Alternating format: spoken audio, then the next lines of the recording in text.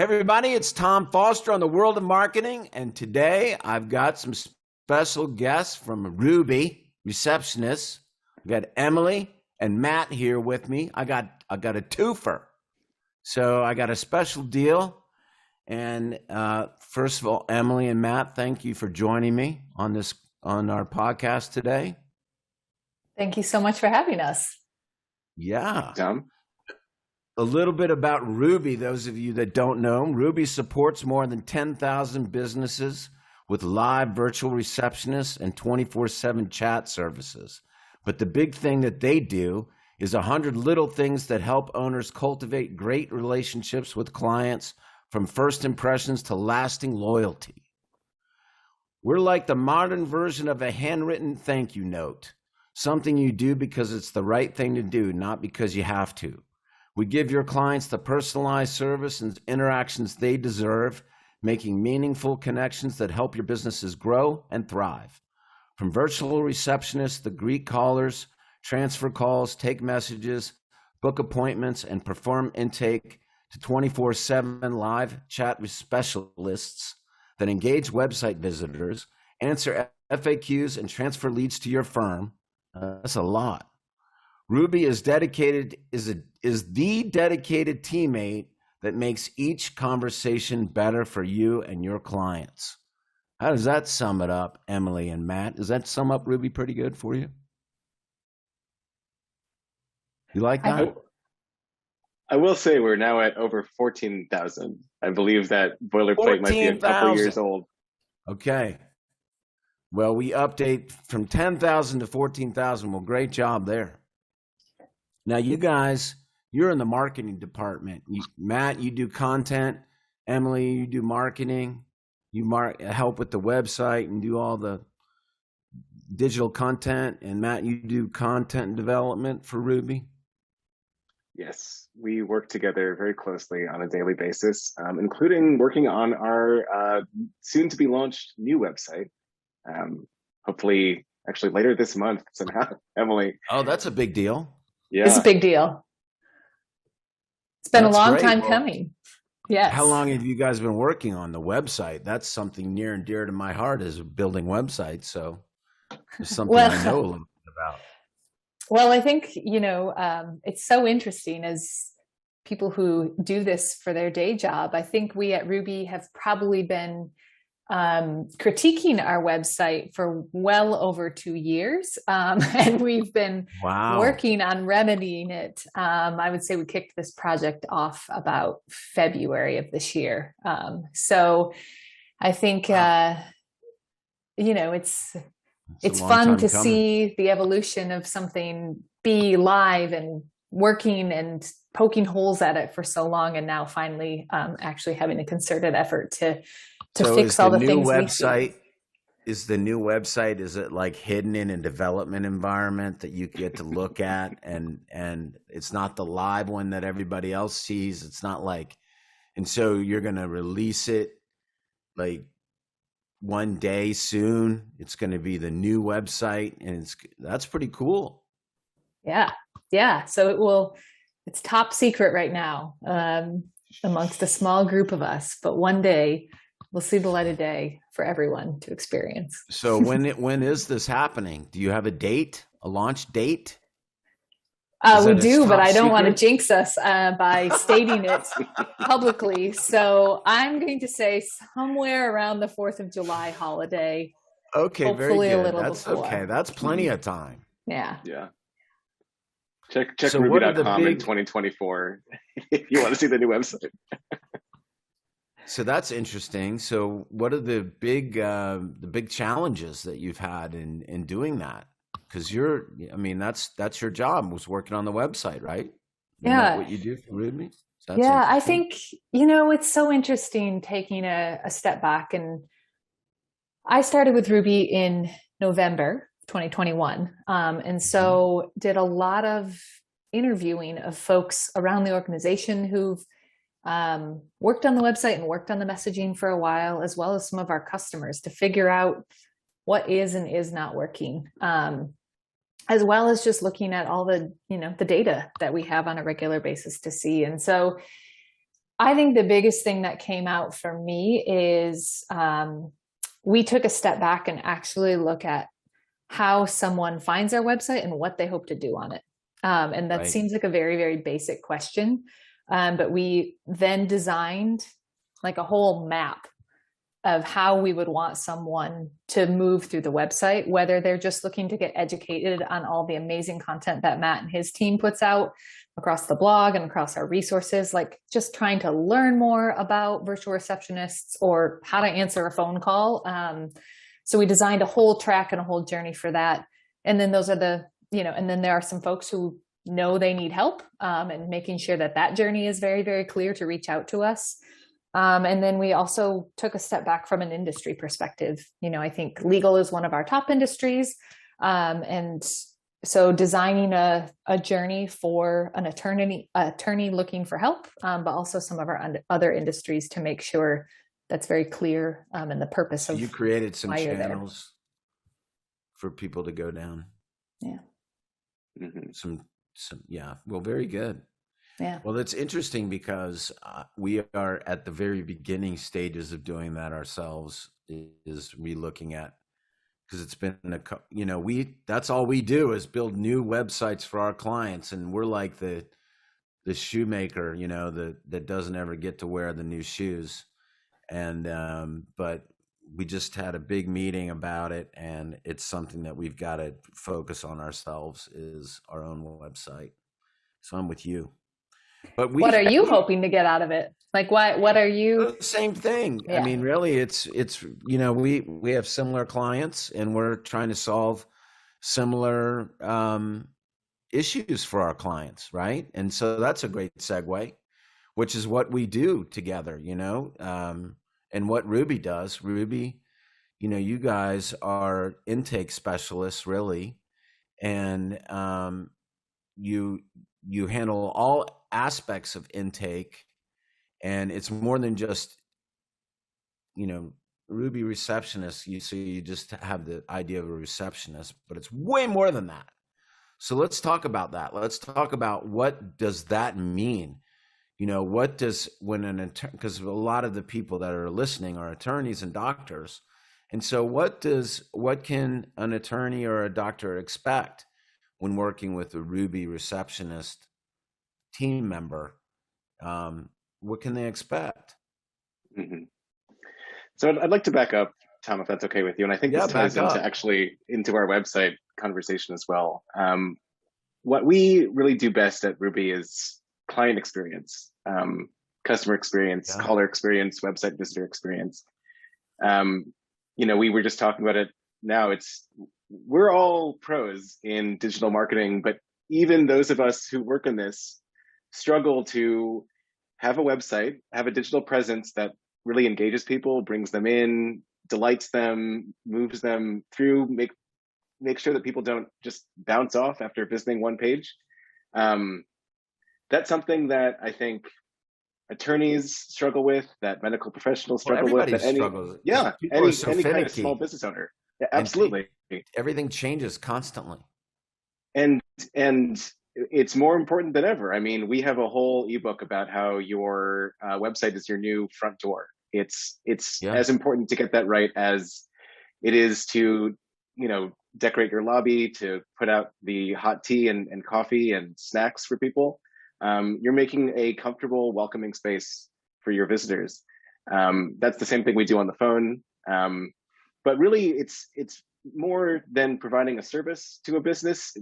We are partnering, for lack of a better word, with small businesses of all kinds, these over 14,000 small businesses, to really share in their successes and to invest in a better customer or client experience. And so what we've learned in the past couple of years is that isn't just about, hey, we'll answer your phones for you, we'll handle the calls, we'll act as a seamless extension of your team. That's all extremely important.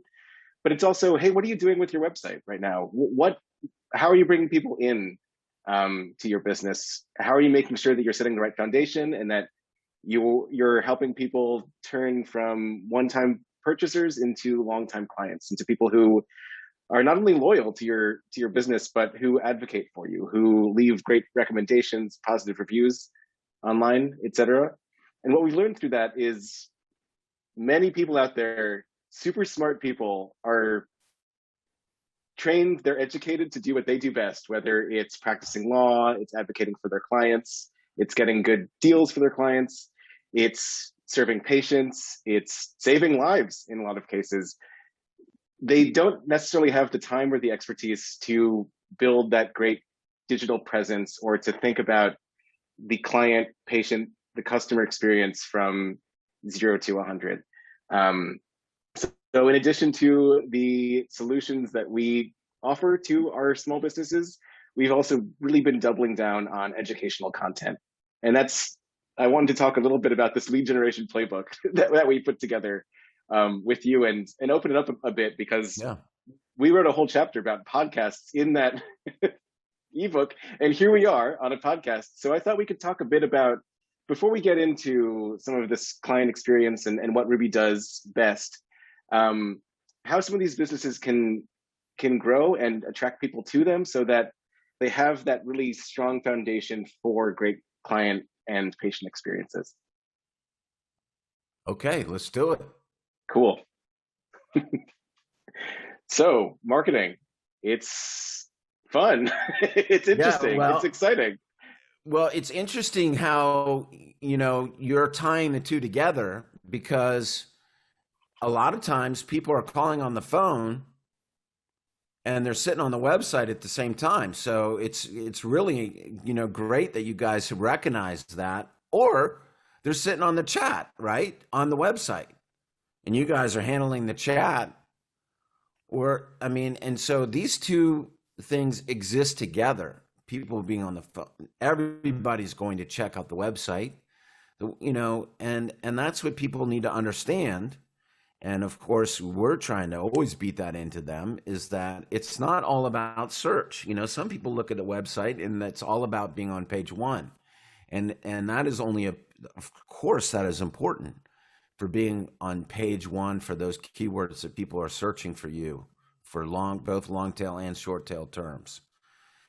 But it is also very important to be there for brand search, for when people search for your brand because of a referral or whatever, and then people are going to get on the phone and call you and be checking you out.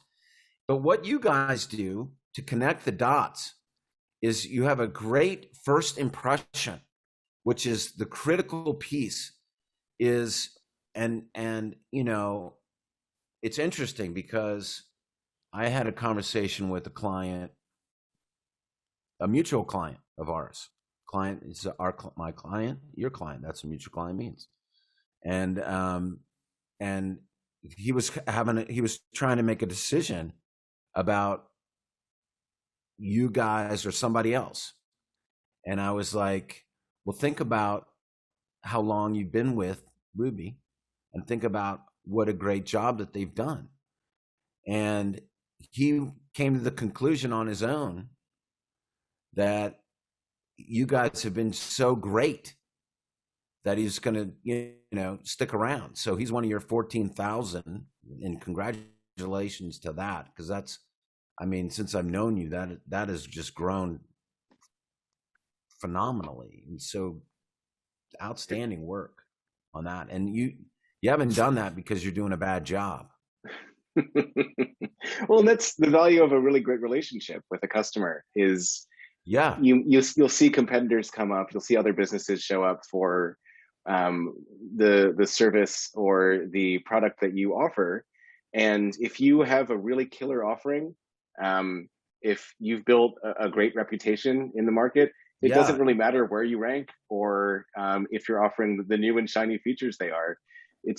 You've built that trust, and that it takes a lot to, I think, hurt that trust or for something else to replace it. And it's funny, you mentioned new and shiny features. And it's kind of, in the world of today, there's not a whole lot of new shiny things. Like when I got into this, the web was new. Yeah. And that was the new thing. Websites were new, right, Emily? I mean, like, you're a web person, so I mean, it was like that's Well, I probably mean, when and you. when I started out, I remember like there was a new social media platform every single Right, day. It felt like, right, oh, I need to exactly. Mhm. figure this out, or Yeah, it was like the new um, thing. Like you had to yeah, get on whatever. And these days it's like everything is so saturated. And now it's really just making good with what you got, the very Mhm. best. And that's why it's really good what you're doing. All the content that you guys are producing, how you're going back to revisit your entire web presence, so it appeals to your perfect clients better. Um, how you're tying, how you're looking at how important the website is to intake. Mhm. yeah. Well, and I think, Because, yeah, go I ahead. think we as marketers and increasingly small business owners just see so much about all of the marketing tactics and techniques, and it can feel very, very impersonal and automated and like feeding the beast a little bit. And I think the biggest thing that I've seen both as a marketer, as a small business owner, is buying into that hype a little bit. So making sure I have the best search possible, investing a ton of money into paid channels. But I think what's so hard, because it's not the big shiny thing to look at, is making sure that when someone actually engages with that ad that I've placed or all of that time I've spent to rank, that their experience is positive through the whole thing. And I think Mhm. it's so hard to think about that if you're just focused on the tools and the analytics that you have available to make sure you're showing, without thinking through, oh my gosh, if someone actually sees my ad and dials that phone number that I've put a ton of money Right, into displaying, Mhm. what's going to happen? Um, and how are they going right. to A be treated on conversion of that it. phone, and Right, the whole conversion. thing? And it's just so easy to think about that top first part without really thinking long tail through the whole piece. Mhm. Well, it's interesting you said that because we just had a meeting this morning about having to fix that piece before we fix the front piece. Because you want to make sure that before you start that funnel or that channel paying for those ads to come in, you want to make sure that the back end is Yeah, as good as you can make it, and then you yeah, got to start doing your split testing and whatnot. yeah, yeah. I just think there's so much pressure to like get started, to be posting all the time, to do all of this stuff, and it, Mhm. because it's not big and shiny and exciting, again taking that step back, just like you said, Tom, and saying, actually, have we thought about this first before we go and broadcast it to the world? Mhm. I want to take this into a little bit of a different direction because I'm just curious. This might be a little dangerous, but what the hell? I want to bring it up because we're a technology company. You guys are a technology company in many respects, but you're also a very much a human company, and you have to be. You have to have compassion. You have to have uh, an understanding. You have to be able to communicate with people when people call or chat or however they engage with your clients, because you're representing your clients. You're on behalf of your clients, answering the phones or doing whatever, and doing the intake.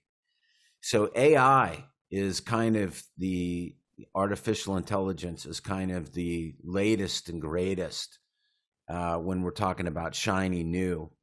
That's kind of the shiny new of today, AI.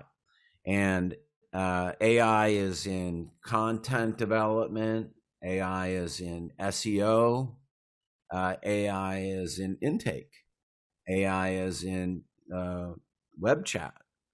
So, how does a company like yours compete with such a vigorous foe as AI? It's funny, I think as humans, not even as marketers, because marketers and humans are totally different categories. Um, we have all experienced AI on the phone for our entire lives. At least I have. A voicemail is an AI in some ways. But IVR systems, like you probably had the experience of calling your bank and an automated voice saying, in a few words, tell me how I can help you today. And you're like, what do I say to this thing so that I can eventually speak to a You real know, it's person? not a person. Yes. Even though it sounds pretty close, you know you're not talking to a real human being. Yes. I'm always like, let me talk to a human being. I always say that. Yes. Talk to someone. Yeah, talk to a real human. And I usually get one. And you can tell the ultimately difference. that's what Ruby does. I mean, that was our secret sauce back in 2003. That's still what Well, we I do. think that's your secret sauce. Yeah, we're the human being company. That said, I know that our company makes a lot of I like that. we make a lot of use of technology and some AI too. I think there's a lot that technology can do really well. Yeah. Um, the key with it is using machines not to replace humans, but to make humans interact quicker and smarter than they were. So we give our receptionists tons of details they can use on the phone call. Like they're looking at 4 or 5 different screens when they're taking a call in some cases or answering a chat, that has information like, here's everything you need to know about this business. Here's how to pronounce key names. Here's the local details like time and weather where this person is at. Here's if this is Wow. an existing client, here's the right way to handle this call or this chat. So that they really sound like this person is basically on site with this company. They are the closest thing to an in-house receptionist at a fraction of the cost of hiring that person. So we make use of technology as much as we can, but it's to empower and to enable those human interactions. Now, do you have like a team, the same team that works on the same client, like assigned, or is it, catch as catch can? Is it the same? So in other words, like if I worked for Ruby, would I be assigned a certain client and would I get to know that client? Is that how it works? We make it possible so that any receptionist can answer for any business at any time.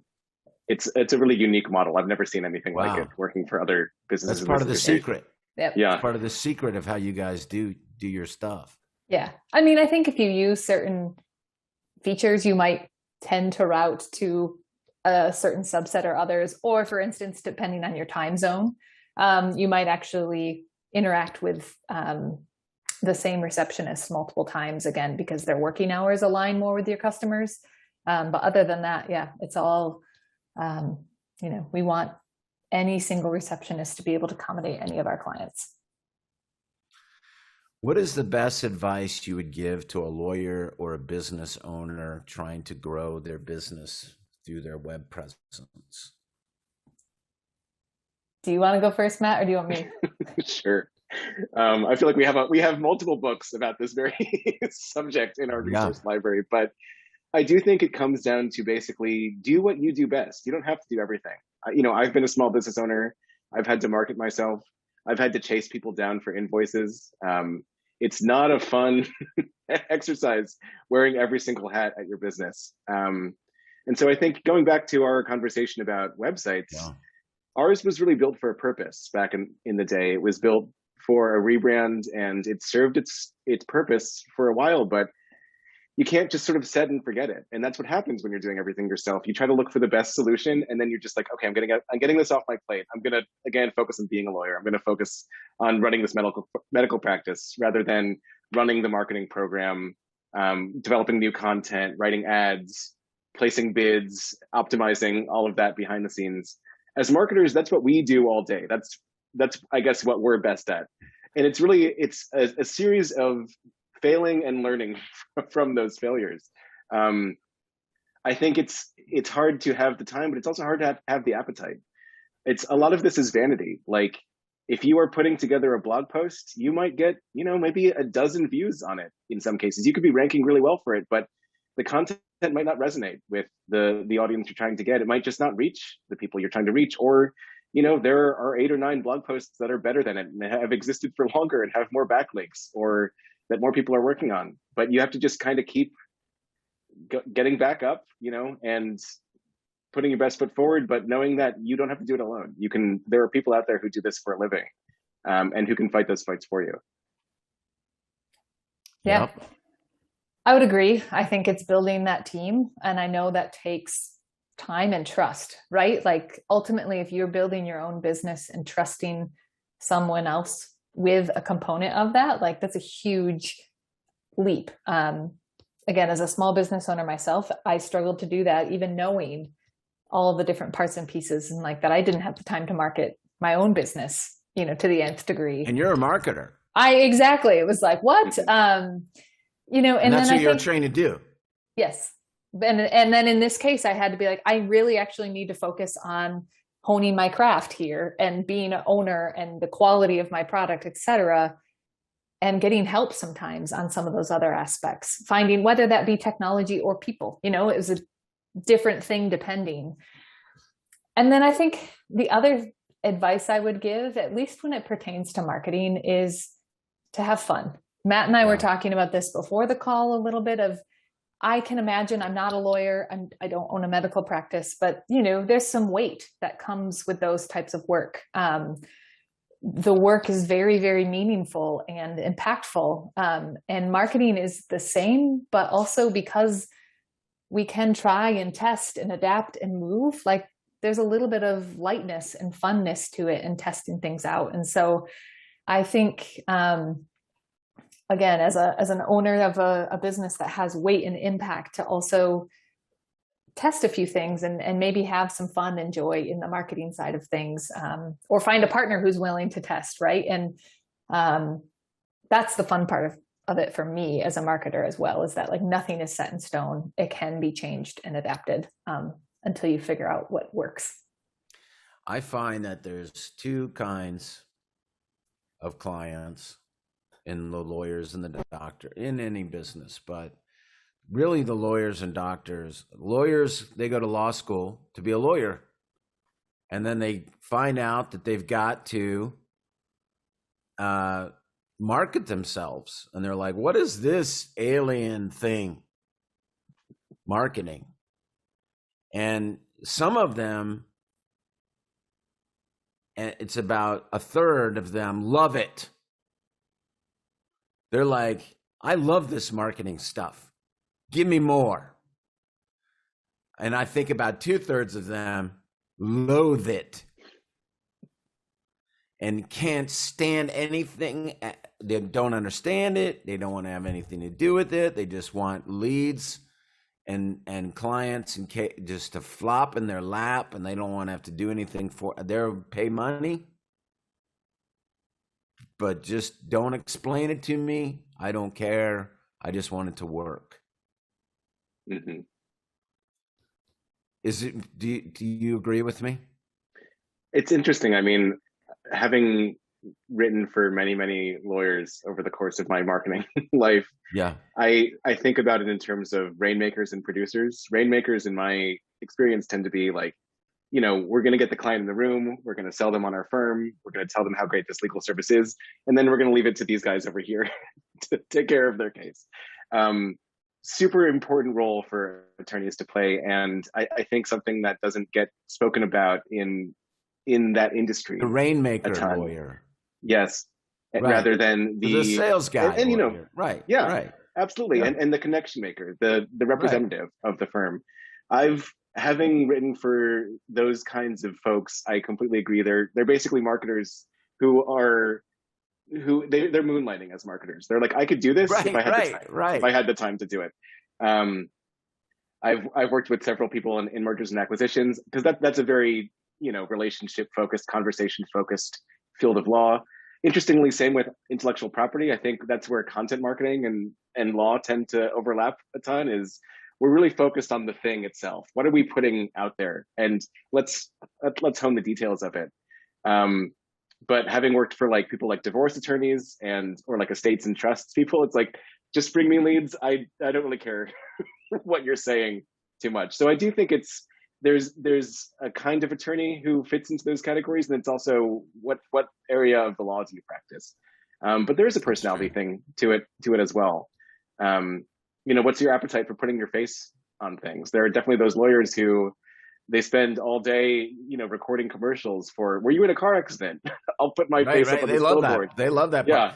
And it's like a lot of those guys that love that part of it and that love the marketing, they don't actually like practicing law anymore. Mm-hmm. That's what I find interesting. So, but in any event, whichever one you are, you need help. And I think that this is what we're kind of alluding to, is get somebody that knows what they're doing to help you do this. Mm-hmm. Because this marketing is, and when we're talking about marketing, we're talking about from A to Z. So starting with, everything that you're doing to attract traffic to your brand, to your website, which is where everybody goes, which what you talked about. And you guys have been working on your own website since February. And then all the way through to intake, which is when somebody calls you up on the phone. That's all marketing. There's all marketing going on, and then marketing going on after intake. What happens Mm-hmm. on the follow-up? What happens to a hot lead? Your people need to know how to respond to that, right? They know when this is a good lead and what to do with it, as opposed to, maybe not such a great lead and what to do with it, right? Yeah. And even beyond that, right? Like when Maybe someone it's just has signed up for questions. your services, how do you keep them coming Could back? be a client, existing client. Yeah. Mm-hmm. A lot of retention going on there too, retention services. But that's marketing too. It's important to keep, it's way easier. Well, it's not easy, but easier to keep existing clients than to get new clients all the time. Yeah. So you want to keep those 14,000. Yeah. Well, and to your point earlier of just like finding the things that you love to do and getting a team to surround you for the things you don't like to do. And that might vary by person, That's right. I love my tax professional. She is wonderful. She cares about details that I don't care about. And I will just give her my stuff and pay her all day long. And I don't want to touch it. Other things, like I do want to be in the weeds. And so I think it probably depends on the business owner for what to kind of keep and manage and where to get help. At the end of the day, you can't do it all on your own. I love to delegate everything. Perfect. Every single thing I can. I'm all about delegating. I'm going to be the best delegator I possibly can. Give it all away. Yeah. I used to do it all, every single bit of it. And now my job is to delegate every single bit of it. And I'm almost there. Almost. I like doing the podcast though. I'll keep doing this. Talking to nice people like you. Right? Well, we had a nice time today talking about Ruby and all the great things. Is there anything else you guys want to talk about? Good? I'll give one more plug for our lead generation playbook. It's one more plug.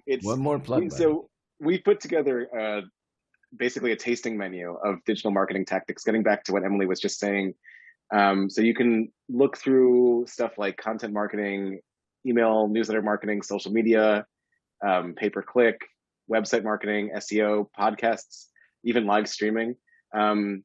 Basically get an introduction to each of these topics and see, hey, do I want to try this for my firm? Do I want to try this for my business?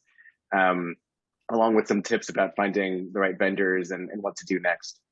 So if you're interested in this, if you want to moonlight as a marketer, or you're just looking to generate some more leads for your business, we have a whole guide for how to do that.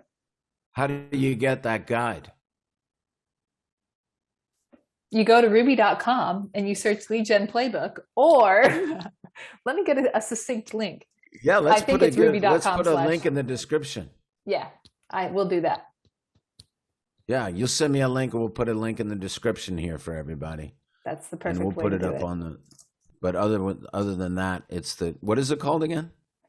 Aren't we in this thing?